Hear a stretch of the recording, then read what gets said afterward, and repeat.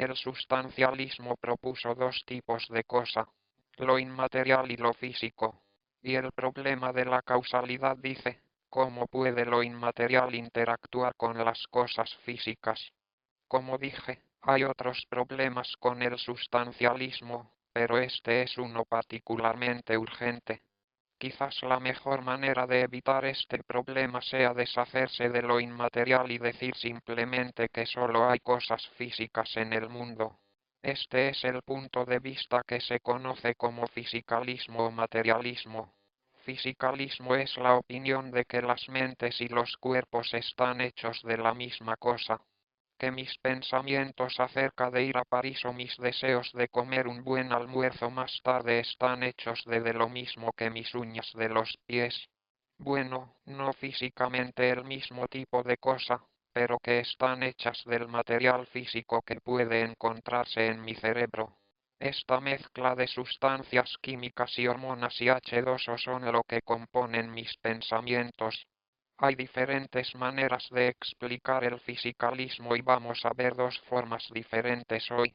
Las tres maneras que hay se llaman conductismo lógico, teoría de la identidad y funcionalismo. No vamos a ver el conductismo lógico hoy, pero voy a poner algunas referencias en los apuntes para que puedas buscarlos si estás interesado. El primer punto de vista que vamos a ver hoy es la teoría de identidad. La pista está en el nombre.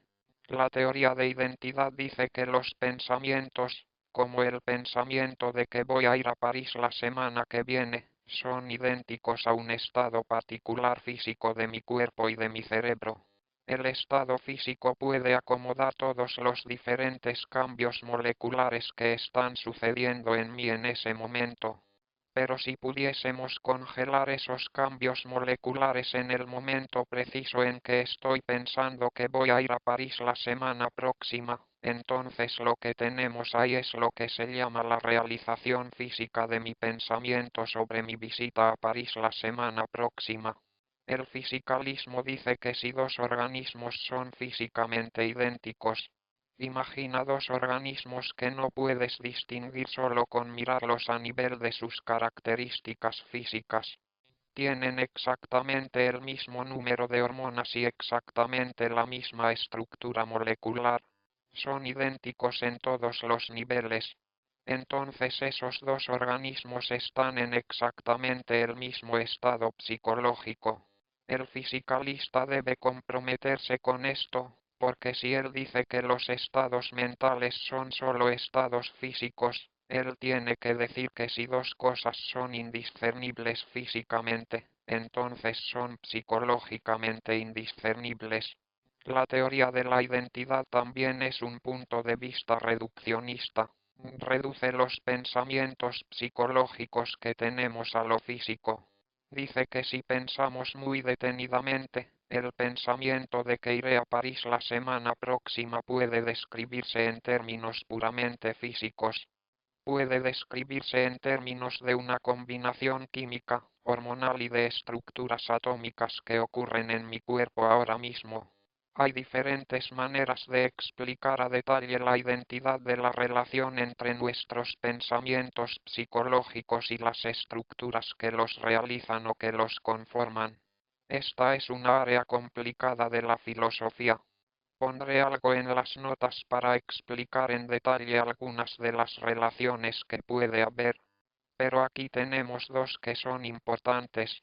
Si eres un teórico de la identidad, si quieres afirmar que los estados psicológicos, como el pensamiento de que voy a ir a París, son idénticos con los estados físicos específicos del cuerpo, entonces podrías hacer una de dos afirmaciones.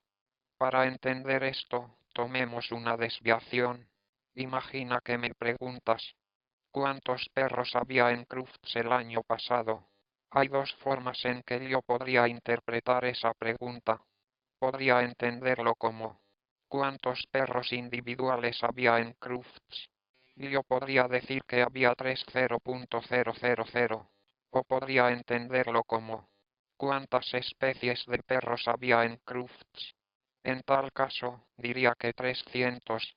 Si la pregunta fuera acerca de cuántos perros individuales había en Crufts, la pregunta sería sobre lo que los filósofos llaman casos. Estaría hablando de casos de perro, o sea, perros individuales. Pero si la pregunta fuese sobre cuántas especies de perros había en Crufts, la pregunta sería sobre tipos. La pregunta sería sobre cuántos tipos de perro había en Crufts. Esto se conoce como una relación de tipo. Bien, volvamos atrás a nuestra discusión sobre la teoría de la identidad. ¿De qué manera se adapta a esto? Si decimos que los estados psicológicos son idénticos a los estados físicos, entonces vamos a tener que explicar si queremos decir identidad de caso o identidad de tipo. La identidad de caso sería algo como esto. Podemos decir que por cada estado psicológico que el ser humano tenga, hay un estado físico que le corresponde. Por ejemplo, podrías decir que tuve un dolor en mi estómago ayer a las 2 p.m. El dolor es un estado psicológico. La identidad de caso dice que el dolor que tuve en mi estómago ayer a las 2 p.m. fue idéntico a un estado físico particular en el que mi cuerpo estaba en ese momento. La identidad de tipo hace una afirmación más fuerte. La identidad de tipo dice que tipos particulares de estados psicológicos, digamos dolores, son idénticos con tipos particulares de estados físicos. Por ejemplo, la realización neural del dolor puede ser lo que los filósofos llaman un disparo de las fibras nerviosas C. Me doy cuenta que probablemente esto no sea la realización neural del dolor, pero eso es lo que dicen los libros de textos filosóficos. Cuando hablamos acerca del tipo de identidad, decimos que un tipo de estado psicológico, como el dolor, es idéntico con los estados físicos en que las fibras nerviosas C son estimuladas. Así, todos los seres humanos cuyas fibras C son estimuladas pueden decir que sienten dolor. Hay un tipo de estado psicológico que es idéntico con un tipo de estado físico. Ahora bien, esta es una afirmación mucho más fuerte que la identidad de caso, porque la identidad de caso tan solo dice que para cada estado psicológico hay una realización de un estado físico correspondiente. La identidad de tipo nos otorga un programa de investigación. Si te comprometes con la identidad de tipo y que los tipos de estado mental son idénticos a los tipos de estado físico, entonces puedes aprender más sobre los dolores en general si ves los realizadores neurales. Resumamos. La teoría de la identidad es una tesis fisicalista o materialista. Dice que no hay una sustancia inmaterial en el mundo, que esos son disparates. Todo lo que tenemos son cosas físicas. Es un punto de vista reduccionista. Dice que los estados psicológicos, como pensamientos, sentimientos, sensaciones, dolores, pueden ser reducidos a estados físicos particulares que suceden en el cuerpo. Hay dos formas de explicar detalladamente la forma en que los estados psicológicos son idénticos a los estados físicos en el cuerpo. Hay una identidad de caso y una identidad de tipo. Ahora bien, ambos son engañosos. Si necesitas pausar el video y revisar las notas, hazlo. Eso está bien. Pero si quieres seguir adelante y revisarlas después, eso también está bien.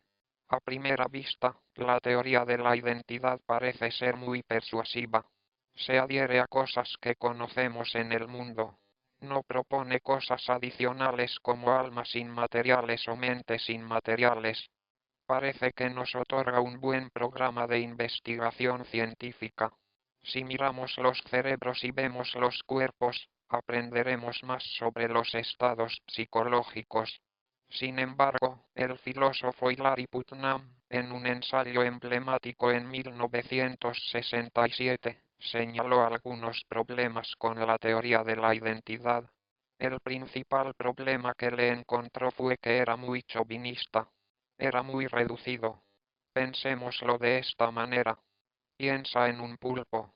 Los pulpos son muy diferentes de los humanos. Sus cerebros probablemente están hechos de químicos ligeramente distintos a los cerebros humanos. Y, sin embargo, no querríamos decir que los pulpos no pueden sentir dolor. Esa sería una afirmación muy extraña. Solo porque tu cerebro no es como mi cerebro, no quiere decir que no puedas sentir las mismas cosas que yo siento.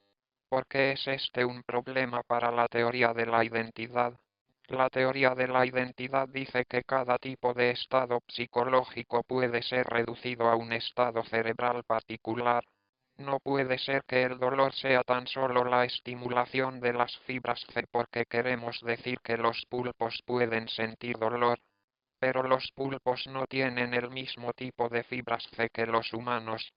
Para un ejercicio mental más amplio, supón que encontramos una especie de extraterrestres realmente inteligentes, pero que sus cerebros están hechos de cosas totalmente diferentes a las nuestras.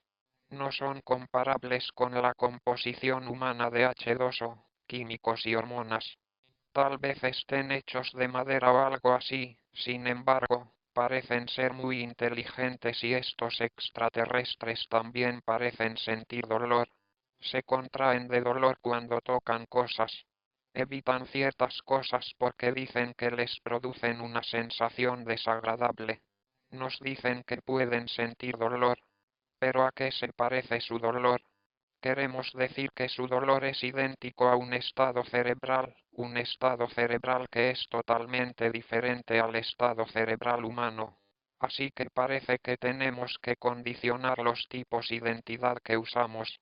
Decimos que el dolor y otros estados psicológicos son idénticos con estados del cuerpo particulares, pero los estados del cuerpo con los cuales ellos son idénticos podrían variar de especie en especie, y posiblemente, de forma angustiosa, podrían incluso variar entre un humano y otro.